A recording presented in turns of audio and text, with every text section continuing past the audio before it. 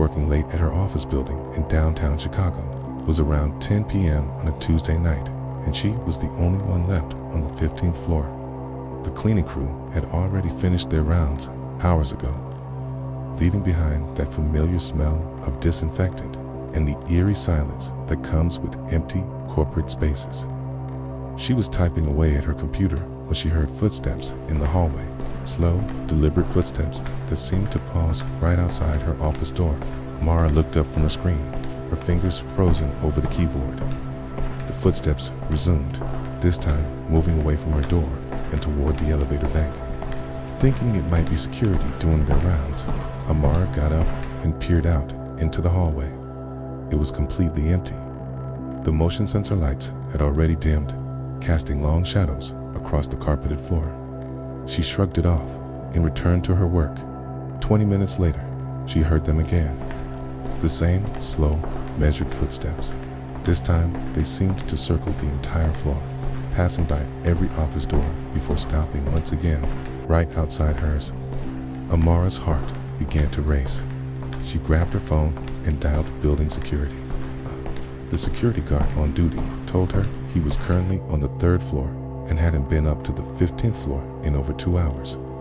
He assured her he would come up immediately to check things out. Amara waited, listening intently for any sound in the hallway. When the security guard arrived, they walked the entire floor together. Every office was locked and empty. The stairwells were secure, and the elevator logs showed no activity on the 15th floor except for when the guard had just come up. Mara gathered her things and decided to call it a night. As she waited for the elevator, she heard those footsteps one more time, but this time the security guard heard them too. They both turned toward the sound, but the hallway remained empty. The footsteps continued, seemingly moving right past them before fading into silence.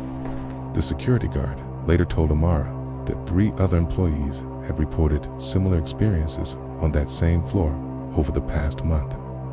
The building management had no explanation, and no one ever found the source of those mysterious footsteps. Gail lived alone in a small apartment complex in Portland. He was a quiet guy who kept to himself, worked from home, and rarely interacted with his neighbors. His apartment was on the 2nd floor, and directly below him lived an elderly woman named Mrs. Bill, who he'd occasionally see in the laundry room. One evening, around 11 p.m., Gail heard what sounded like furniture being dragged across the floor in the apartment below. It was loud enough to disturb his sleep, so he figured Mrs. Bill was rearranging her living room. The dragging sounds continued for about an hour before finally stopping.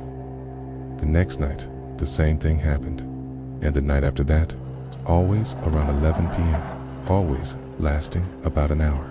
Gail was getting frustrated with the constant noise, but he didn't want to be confrontational with an elderly neighbor. So after a week of sleepless nights, Gail decided to politely knock on Mrs. Bill's door and ask if she could keep the noise down after 10 p.m. He knocked several times, but there was no answer. He could see light coming from under her door, so he knew someone was home. The next morning, Gail ran into another neighbor, Chris, who lived on the 1st floor. During their conversation, Gail mentioned the nightly furniture moving sounds. Chris looked at him strangely and said something that made Gail's blood run cold. Mrs. Bill had passed away in her sleep 3 weeks ago. Her body had been found by her daughter, and the apartment had been empty ever since. The landlord was still trying to reach her next of kin to handle her belongings. Gail felt his stomach drop. He asked Chris if he was absolutely certain, and Chris nodded grimly. He had even helped the paramedics carry the stretcher down the stairs. That night, Gail sat in his living room, waiting. At exactly 11 p.m., the dragging sounds began again. Slow, methodical, like someone pulling heavy furniture across hardwood floors. Gail grabbed a flashlight and went outside to look through Mrs. Bill's windows. The apartment was completely empty. No furniture, no belongings, nothing. Just bare walls and empty rooms. But the dragging sounds continued for another hour, just like every night before. Gail moved out the following week. He never found out what was making those sounds, and frankly, he didn't want to know.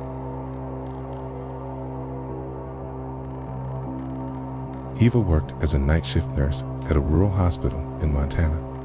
The hospital was small, with only about 30 beds, and during night shifts, the staff was minimal. Usually just Eva, one other nurse, and a skeleton crew of support staff.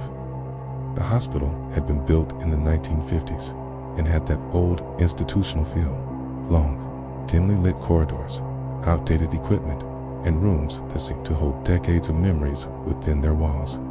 Eva had worked there for 2 years and was used to the eerie atmosphere that came with working nights in such an old building. Room 237 had been out of service for several months due to plumbing issues. The room was kept locked, and maintenance was scheduled to fix the problems sometime in the spring. Eva walked past this room dozens of times each night during her rounds, and it had never bothered her before. But one night in February, she noticed the call light for room 237 was on. This was impossible, as the room had no patients and the electrical systems had been shut off months ago. Eva figured it might be some kind of electrical glitch and made a mental note to tell maintenance in the morning. The next night, the same thing happened. The call light for room 237 was illuminated, casting an eerie red glow in the darkened hallway. This time, Eva decided to investigate.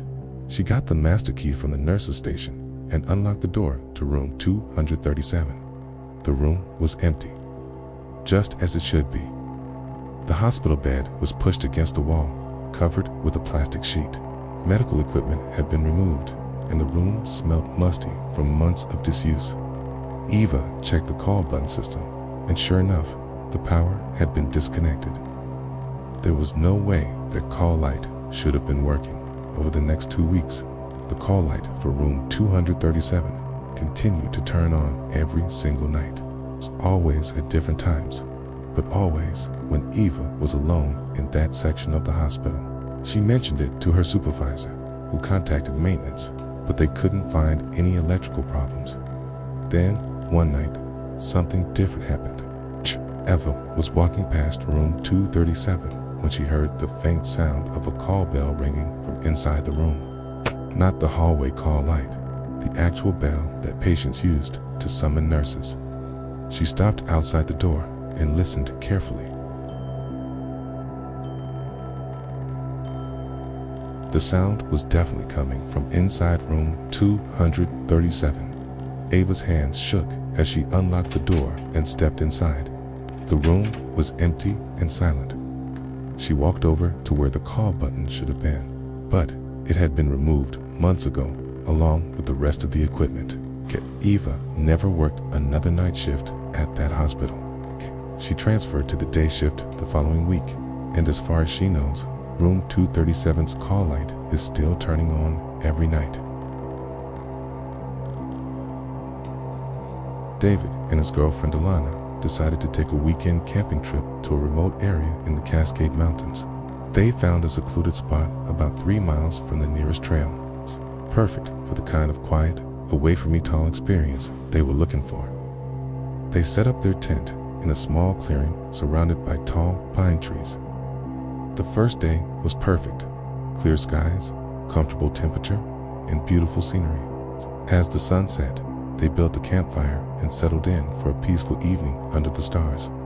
Around midnight, they were woken up by what sounded like someone walking around their campsite, slow, deliberate footsteps circling their tent. David unzipped the tent flap slightly and peered out, but he couldn't see anything in the darkness beyond their dying campfire. The footsteps stopped for a few minutes, then resumed. This time, they seemed closer to the tent. Alana grabbed David's arm, her eyes wide with fear.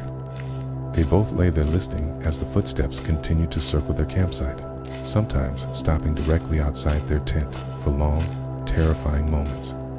After what felt like hours, the sounds finally stopped.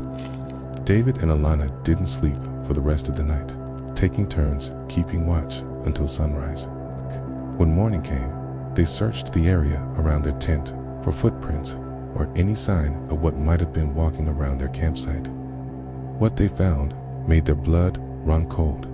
There were footprints in the soft dirt around their tent, but they weren't human footprints. They were too large, too wide, and the stride length was much longer than any person could make. The prints were also deeper than they should have been, as if whatever made them was much heavier than a human. But the most disturbing part was the pattern. The footprints formed a perfect circle around their tent, with occasional paths leading directly up to where they had been sleeping. Whatever had been out there had been watching them, studying them for hours. David and Alana packed up their campsite immediately and hiked back to their car. On the way out, they met a park ranger who was doing routine trail maintenance. When they described what had happened, the ranger's expression grew serious. He told them that over the past 6 months, there have been several reports of similar incidents in that area. Campers reporting strange footprints, the feeling of being watched, and in one case, a tent that had been slashed open while the occupants were away getting water. The ranger strongly advised them not to return to that area and suggested they stick to established campgrounds in the future. David and Alana didn't need to be told twice. They never went camping in a remote area again. Bethany worked as a closing manager at a small retail store in a strip mall. Her routine was always the same: count the registers, lock up the cash, set the alarm, and leave through the back door. The store was located between a pizza place and a dry cleaner, both of which closed much earlier than her store. One Thursday night, Bethany was going through her closing routine when she noticed someone standing in the parking lot behind the store. It was around 10:45 p.m., and the person was just standing there under one of the parking lot lights, not moving, facing the back of her store. Bethany felt uneasy, but finished her closing duties. When she looked out again 5 minutes later, the person was still there, in exactly the same position. She decided to call her boyfriend to come pick her up instead of walking to her car alone. While she waited for her boyfriend to arrive, Bethany kept checking the back window. The figure remained motionless under the light. It appeared to be a man of average height, wearing dark clothes, but she couldn't make out any facial features from that distance. When her boyfriend arrived, they both looked out the back window. The figure was gone. Bethany's boyfriend walked her to her car and followed her home, but they didn't see anyone in the parking lot. The next night, the same thing happened. Same time, same spot, same motionless figure standing under the parking lot light. Bethany called the police this time, but by the time they arrived 20 minutes later, the person was gone. The officers took a report, but said there wasn't much they could do about someone standing in a public parking lot. This continued for 2 weeks. Every single night, the figure would appear around 10:45 p.m. and remain there until Bethany left. She started having her boyfriend pick her up every night, but even with him there, seeing that motionless figure was deeply unsettling. On the 15th night, Bethany decided to confront the situation. She asked her boyfriend to wait in his car while she approached the figure. Against his protests, she walked out the back door and across the parking lot toward the person under the light. As she got closer, she could see it was a man, probably in his 40s, wearing a dark jacket and jeans. But what made her stop in her tracks was his face. He was staring directly at the back door of her store with an expression of intense concentration, as if he was memorizing every detail of the building. When Bethany was about 20 feet away, the man slowly turned his head toward her. He didn't say anything, didn't move his body, just turned his head and stared at her with cold, emotionless eyes. Bethany felt a chill run down her spine and immediately turned around and walked quickly back to her boyfriend's car. They called the police again, but once again, by the time officers arrived, the man was gone. Bethany quit her job the next day. She later found out from her replacement that the strange man never appeared again after she stopped working there. Tom lived in a suburban neighborhood where everyone knew each other and looked out for one another. His house was at the end of a quiet cul-de-sac with a large backyard that bordered a small wooded area.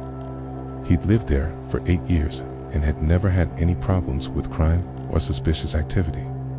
One morning, Tom was drinking coffee in his kitchen when he noticed something odd in his backyard. There was a small pile of stones arranged in a perfect circle near his back fence.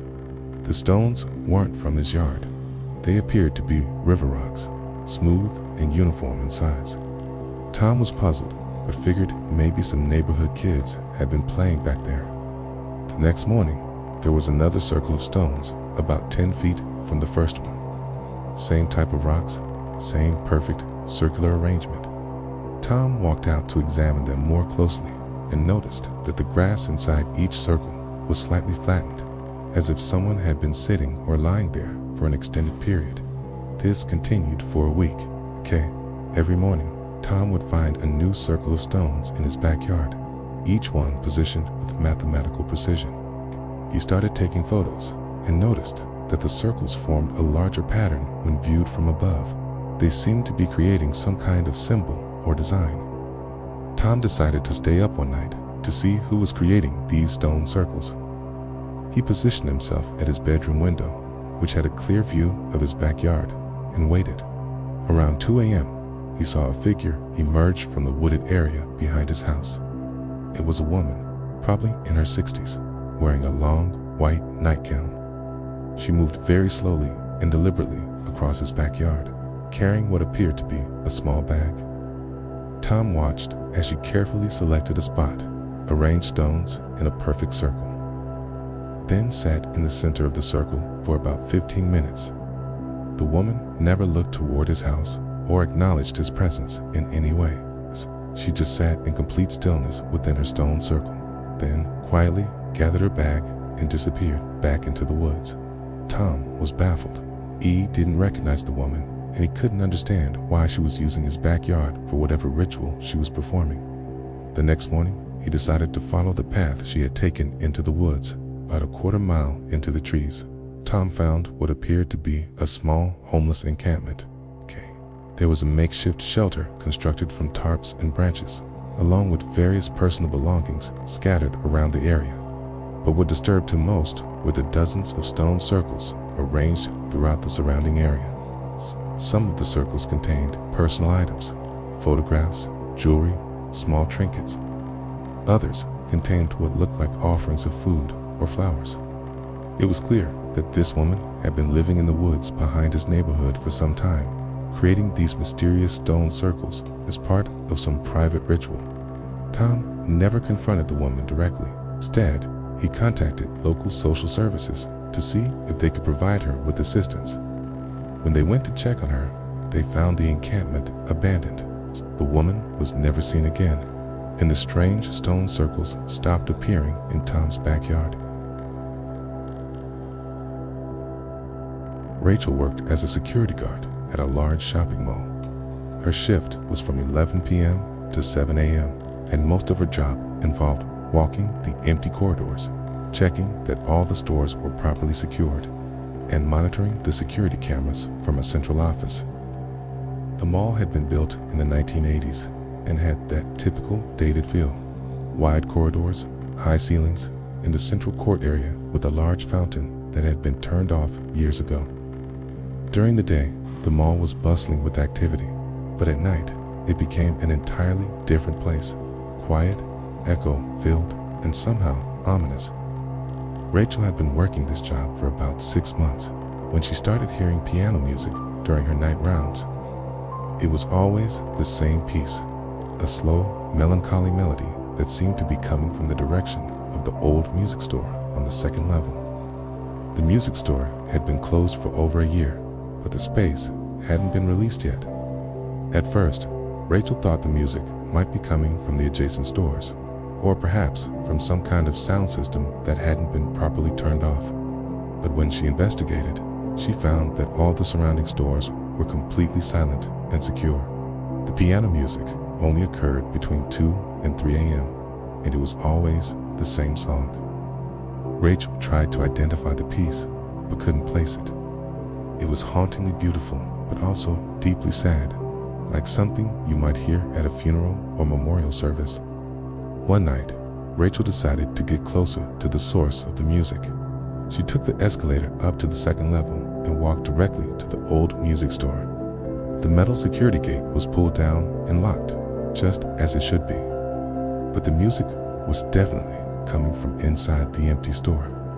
Rachel used her master key to unlock the security gate and slowly raised it just enough to peer inside. The store was completely empty. No instruments, no sheet music, no furniture. It's empty, display cases, and bare walls. Yet the piano music continued, as clear as if someone was playing right in front of her. The melody seemed to be coming from the back corner of the store where the piano section used to be. Rachel shined her flashlight into that area, but saw nothing except empty floor space. The music played for another 10 minutes, then gradually faded away, just as it did every night. Rachel later researched the history of the music store and discovered something that made her reconsider her night security job.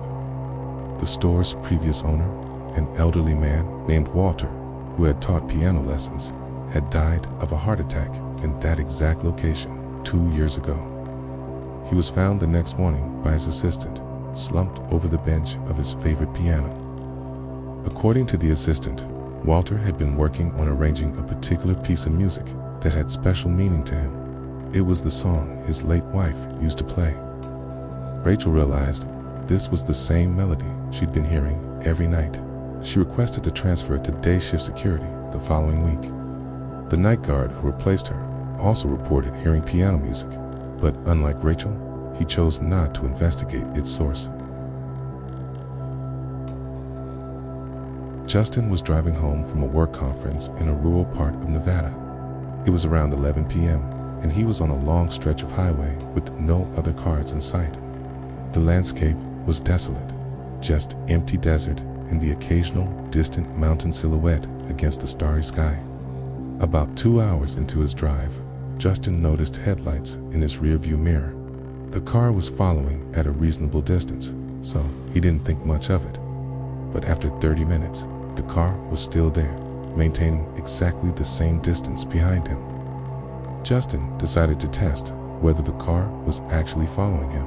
He slowed down to about 10 miles per hour under the speed limit. The car behind him slowed down too, maintaining that same distance. Justin then accelerated to about 10 miles over the speed limit. The other car matched his speed perfectly. Starting to feel uneasy, Justin took the next exit, which led to a small truck stop. The car followed him off the highway and into the truck stop parking lot. Justin parked near the building under the bright lights and waited to see what the other driver would do. The car, a dark sedan with tinted windows, parked on the opposite side of the lot, but didn't turn off its engine. Justin could see the silhouette of someone in the driver's seat, but couldn't make out any details. After sitting there for about 10 minutes, Justin decided to go inside the truck stop and see if the car would leave. Inside, Justin bought a coffee and struck up a conversation with the clerk, a friendly older man who seemed to know everyone who passed through. Justin casually mentioned the car that had been following him, and the clerk's expression immediately became serious. The clerk told Justin that several other travelers had reported similar experiences on that stretch of highway. For the past few months, dark sedan with tinted windows would follow them for miles, mimicking their every move, but never actually approaching or making contact. Most disturbing of all, the clerk said that 3 weeks earlier, a trucker had reported the same thing. The sedan had followed him for over an hour before he stopped at this same truck stop. When the trucker came back outside, he found that someone had slashed all 4 of his tires. Justin felt his heart sink. He looked out the window and saw that the dark sedan was still there, engine running, waiting. The clerk offered to call the state police, but Justin knew they were at least an hour away. He decided to wait it out and see if the car would eventually leave. After 2 hours, the sedan finally drove away. Justin waited another 30 minutes before going back to his car. When he got there, he found a note tucked under his windshield wiper. It was a single piece of paper with an address written in block letters. The address was his home address. Justin called the police immediately and reported the incident. They told him to drive straight to the nearest police station rather than going home. Justin never found out who was in that sedan or how they knew where he lived. He changed his phone number and considered moving, but the mysterious stalker never contacted him again. Angela had just moved into a small apartment in an older building in Philadelphia. The apartment was on the 3rd floor, and she was excited about living alone for the first time. The building was quiet, with mostly older tenants who kept to themselves. On her second night in the new apartment, Angela was awakened by the sound of someone crying. The crying seemed to be coming from the apartment directly above hers. It was the sound of a woman sobbing deeply, as if she was experiencing profound grief or loss. Angela felt bad for her upstairs neighbor and considered whether she should go check on her. But it was 3 a.m. and she didn't want to intrude on someone's private moment of pain. The crying continued for about an hour before finally stopping. The next night, the same thing happened. Same time, same duration, same heartbroken sobbing from the apartment above. Angela decided she would introduce herself to her upstairs neighbor the next day and see if there was anything she could do to help. The following morning, Angela knocked on the door of the apartment above hers. No one answered. She tried several times throughout the day, but there was never any response. She didn't hear any sounds of movement or daily activity from that apartment. That evening, Angela ran into Mrs. Chen, an elderly woman who lived on the 2nd floor.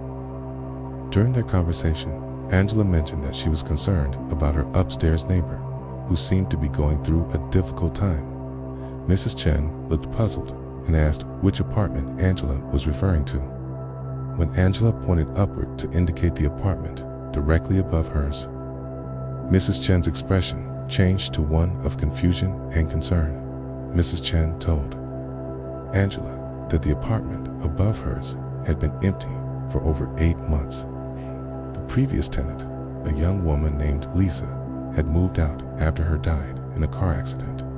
The landlord had been trying to rent it, but hadn't found a suitable tenant yet. Angela felt a chill run down her spine. She asked Mrs. Chen if she was absolutely certain the apartment was empty, and Mrs. Chen nodded. She said she had the landlord's phone number if Angela wanted to confirm it herself. That night, Angela lay in bed waiting. At exactly 3 a.m., the crying began again. Same apartment, same inconsolable sobbing. Angela got up and went to her kitchen, directly below where the sound was coming from. She could hear it clearly. A woman crying as if her heart was breaking. So Angela called the landlord the next morning. He confirmed that the apartment above hers had been vacant for months, and that he was the only one with a key. He offered to meet Angela that evening and show her the empty apartment to put her mind at ease. When they unlocked the apartment, it was completely empty. No furniture, no belongings, no sign that anyone had been living there recently. The landlord was as puzzled as Angela about the crying sounds, but suggested it might be coming from a different apartment, and the building's acoustics were making it seem like it was directly above her. But Angela knew what she was hearing, and she knew exactly where it was coming from. She moved out 2 weeks later. The crying continued every night until the day she left. Mark was a freelance photographer who often worked late into the night developing film in his home darkroom. His house was in a quiet residential neighborhood, and his darkroom was set up in the basement where he could work without disturbing anyone. One night around 2 a.m., Mark was working on prints from a recent wedding shoot when he heard footsteps on the floor above him.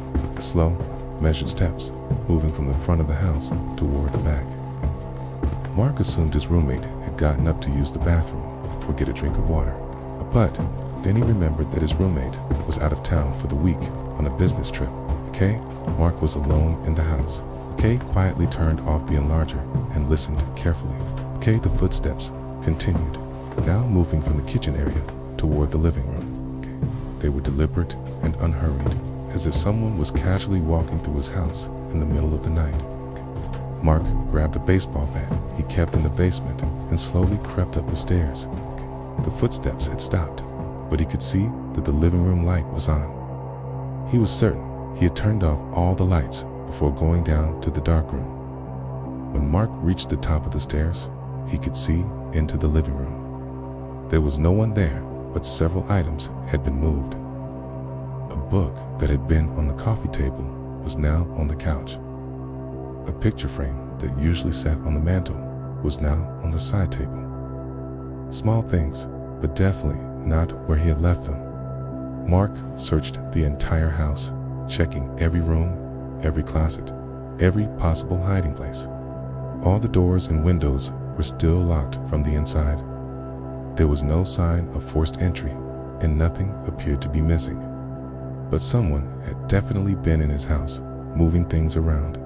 Over the next week, this happened 3 more times, always in the middle of the night, while Mark was in his dark room. He would hear footsteps upstairs, find lights turned on, and items moved, but never see or hear anyone entering or leaving the house. Mark decided to set up a camera to record what was happening upstairs. While he worked in the basement, he positioned it to capture the living room and kitchen area, then went down to his dark room as usual. When he reviewed the footage the next morning, Mark felt his blood run cold. The camera had recorded someone walking through his house, but it wasn't a stranger. It was Mark himself. The footage showed Mark walking up from the basement, turning on lights, moving objects around, then returning to the basement. But Mark had no memory of doing any of this. He had been in his dark room the entire time, completely absorbed in his work. Mark consulted a doctor who referred him to a sleep specialist. It turned out he was experiencing a rare form of sleepwalking triggered by the chemicals he was using in his dark room. The fumes were causing him to enter a semi-conscious state where he would perform complex activities with no memory of them afterward. Mark had to give up his home darkroom and switch to digital photography. The sleepwalking episodes stopped immediately, but the experience of discovering he had been haunting his own house left him deeply unsettled for months afterward.